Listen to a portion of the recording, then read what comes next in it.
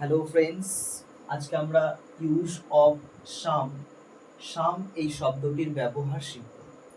তো সাম পজিটিভ সেন্টেন্সে uncountable noun এর আগে কোয়ান্টিটি বোঝাতে আসে এবং প্লুরাল কাউন্টেবল নাউনের আগে ডিনোট নাম্বার অর্থাৎ সংখ্যাকে ডিনোট করতে আসে।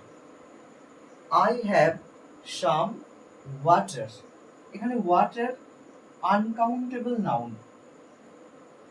ওকে, এই ওয়াটার আনকাউন্টেবল নাউনের আগে এসেছে সাম, সেন্টেন্সটি পজিটিভ সেন্টেন্স, তাহলে এখানে সাম কোয়ান্টিটি বোঝাতে আনকাউন্টেবল নাউনের আগে এসেছে।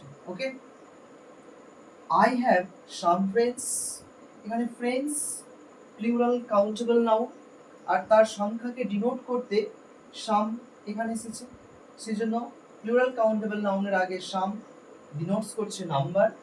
ওকে, আর এখানে সাম আনকাউন্টেবল নাউনের আগে ডিনোট করছে কোয়ান্টিটি। থ্যাংক ইউ, আশা করি বোঝাতে পেরেছি।